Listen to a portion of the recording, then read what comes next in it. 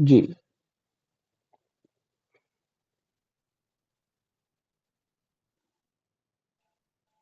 तो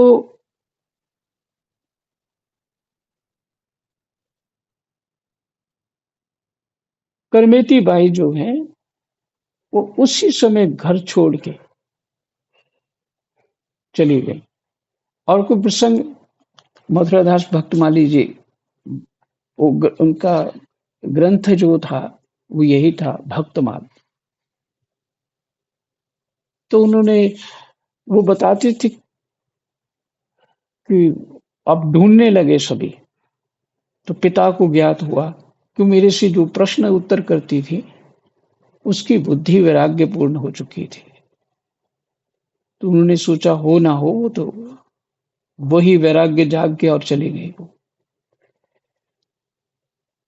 तो उन्होंने जो भी राजा के घोड़े इत्यादि जो है सब लग गए और दौड़ने, वो उनका पीछा करने लगे।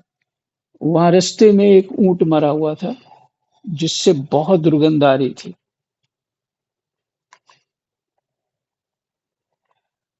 सड़ा हुआ ऊंट, दुर्गंध आ रही थी। तब और करमेती ने भी देख लिया कि पीछे राजा के वो घोड़े वोड़े जो हैं वो आ रहे हैं। अब छुपूं कहाँ? तो जो ऊंट का कंगाल बहुत ऊंचा होता है, बड़ा होता है, जाके उसी वो गंदगी में जाके बैठ गई। देखिए, भजन करने के लिए हमारे पास ऐसा वैराग्य है क्या? वो कहते हैं, बाबा जी सुनाते थे, करमेती ने विचार किया, ये तो मुझे थोड़ी देर की दुर्गंध लगेगी तो मैं बच जाऊंगी, और जो संसार की दुर्गंध मुझे ना जाने कितने जन्म सहन करनी पड़ेगी, उससे मुझे कौन छुड़ाएगा? ये तो मैं सहन कर लूं। नाक मुंह बंद करके वहां बैठ गई उस सड़े हुए ऊंट के कंकाल में।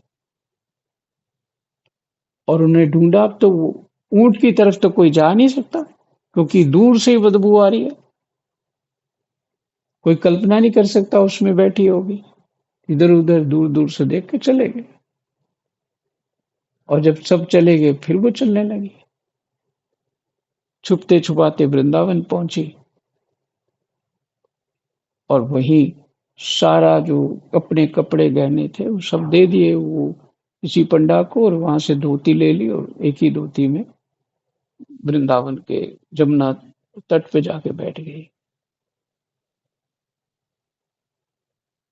वैराग्य देखिए, ये परमात्मा की याद में निरंतर उसके आंसू बहते रहते हैं। भय कुछ नहीं था उसको। रात को वो पेड़ पे चढ़ के सो जाती, वो बैठी रहती। सुबह फिर नीचे आती, जमुना किनारे बैठती। तब जमुना बहुत विशाल थी, जहाज चला करते थे। तो ये प्रसंग मैंने आपको इसलिए सुनाया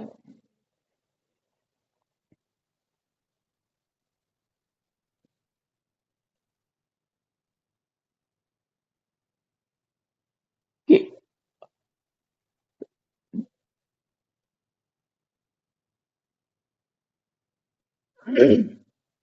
भजन जो है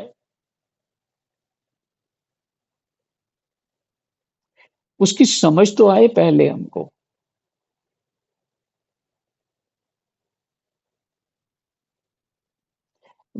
वो पता तो लगे हमें, विवेक तो जागृत हो।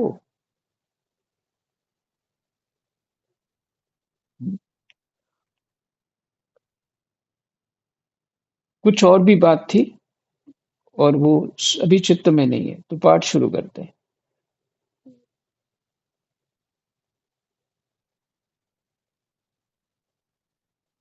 उनका नाश हो जाने पर कलयुग में मौर्यवंशी नरपति पृथ्वी का राज्य करेंगे। वही ब्राह्मण पहल चंद्रगुप्त मौर्य को राजा के पद पर अभिषिक्त करेगा।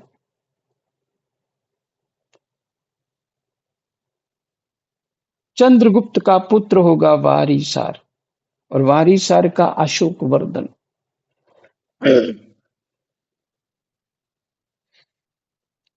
अशोक वर्धन का पुत्र होगा सुयश, सुयश का संगत, संगत का शालीशु, शालीशुक, और शालीशुक का सोम शर्मा, सोम शर्मा का शतधन्वा, और शतधन्वा का पुत्र बृहद्रथ होगा। कुरुवंश विभूषण परीक्षित मौर्य वंश के 10 नरपति।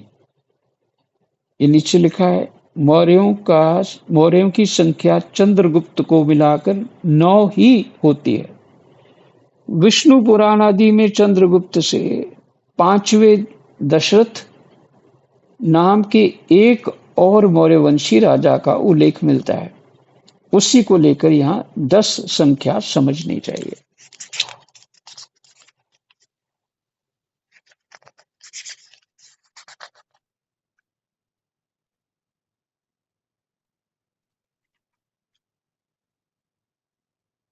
मेरे से कुछ बात छूट गई है, ये प्रसंग जो सुनाया था, अगर कुछ किसी को स्मरण हो रहा तो बता दीजिए। महाराज जी, जो करमेती बाई का बता रहे थे, करमेती बाई का, हाँ जी, हाँ जी, हाँ जी, उसके वैराग्य को लेकर बता रहे थे ना, कि उसके अंदर वैराग्य था, इसलिए वो शादी के मंडप से उठकर ली गई थी। उनके पिता को ज्ञात हो गया था। हाँ, उसने वो भगवान की भक्ति में बहुत लीन थी। हाँ, नहीं, उसमें ये ऐसा ये सुनाया क्यों, कुछ अभी भी स्मृति में नहीं आ रहा, पर फिर भी मैं आपको थोड़ा सा स्मृति ये आ गई है। महाराज जी, से पहले बुद्धि की बात चल रही थी, हमने कहा था बुद्धि जो है, शास्त्रों को पढ़ने से बुद्धि का सुधार होता है, और बुद्धि सीता जैसी होनी चाहिए। हाँ, ठीक है, तो बुद्धि के बारे में विचार हाँ, विमर्श हो रहा था। हाँ, हाँ, तो शास्त्रों से बुद्धि शुद्ध होगी तभी तो परमात्मा में चित्त लग पाएगा ना, तभी तो ये संसार हमें, करमेती बाई जो कह रही है, ऊंट से भी, ऊंट की दुर्गंध से भी गया बीता ये संसार है, उसको तो ये लग रहा है मैं कौन से शादी करके कौन से लोक में पहुंच जाऊंगी। आप समझ रहे हैं, जिसके यहाँ लड़की की शादी होती बस उसमें रम जाती है, वो अपना घर है मेरा, ये है वो है, ममता का विस्तार करना शुरू कर देती, उसी को धर्म मानती है। पर धर्म क्या है उसको बेचारी को खुद पता नहीं लगता कि धर्म किधर गया।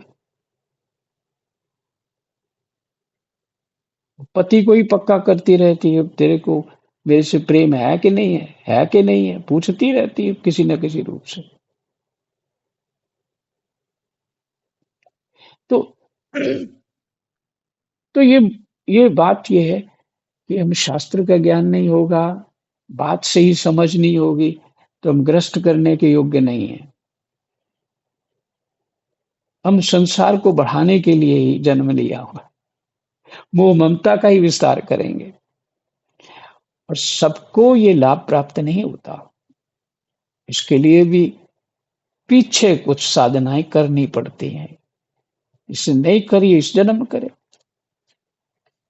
तभी कुछ आगे, चाहे वो स्त्री हो चाहे पुरुष हो, आगे जाके अपना सुधार कर सकता है, इस स्वप्न से जाग सकता है, क्योंकि मरने के बाद भी स्वप्न खत्म नहीं होने वाला। वो ज्ञान, वो शरीर, सूक्ष्म शरीर को जब ज्ञान होगा तभी वो जागेगा, उसको विवेक प्राप्त हो जाएगा। अब यहाँ कृमेती बाई जाग गई, अब भगवान इतना वैराग्य हो गया है, मैंने संसार को इतना समझ लिया, क्योंकि ये तो थोड़ी देर की दुर्गंध है, वैसे वो जो दुर्गंध है उसको सहन कोई नहीं कर सकता, पास जाके ही मर जाएगा, मुझे तो ऐसे लगता है। कभी कभी कोई जानवर मर जाते हैं, जब हम इधर खुले में कभी कभी घूमते थे गांवों में, तो जानवर मर जाते, बड़ी दूर तक दुर्गंध आती, वो नाक से निकलती नहीं है, आज पूरा दिन हो जाता है, वो निकलती ही नहीं नाक से। और अ, उसमें पास चले जाना और बैठना, तो करमेती भाई की तुलना क्या है, कितना उसको विवेक कितना सुंदर हो गया उसका। और बड़े प्रसंग है कुरमेती बाई के, बाबा हंस के सुनाते थे। पिता कहते हैं तूने मेरी नाक कटवा दी। वो बात तो ऐसी घटना घटी थी, बारात घर में है, लड़की भाग गई है। और बाबा ये बताते थे, कुरमेती बाई ने कहा कि मैंने तो आपकी नाक नहीं कटाई, आपकी नाक बचाई है। नाक को स्वर्ग भी कहते हैं, नाक शब्द स्वर्ग के लिए भी आता है, प्रायवाची। तो आपकी जो नाक है मैंने ही बचाई है।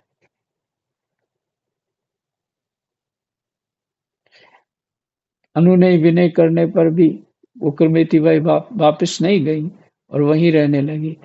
और पिता ने एक कुआं खुदवा दिया वहां, आवश्यकता तो नहीं थी, कुटिया वुटिया बनाई थी, पर वो अपनी मस्ती से रहते।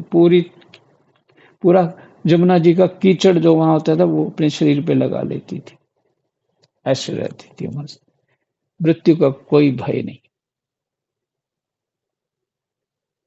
क्या खाती होगी क्या नहीं खाती होगी, ये तो राम ही जाने, क्योंकि उसको चित्त जो परमात्मा में लग गया था। जैसे परीक्षित जी का ये भागवत जी सुनने में चित्त लग गया, तो सुखदेव जी कहते हैं, परीक्षित तुम अपना कुछ कुछ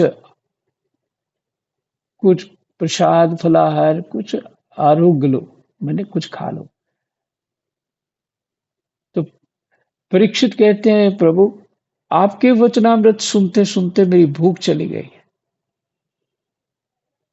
और मुझे कोई शरीर में कमजोरी या कुछ मुझे अनुभव नहीं हो रही, कृपया आप सुनाते रहिए।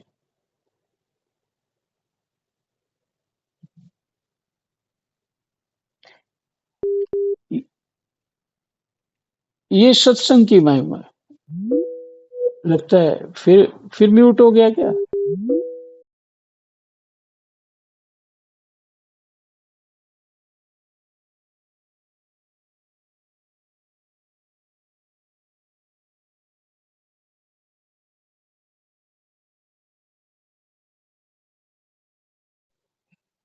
हाँ, समय भी हो गया है, तो एक दो लाइन पढ़ के फिर विश्राम करते हैं। सुबह सुबह फिर से इसको करेंगे बात।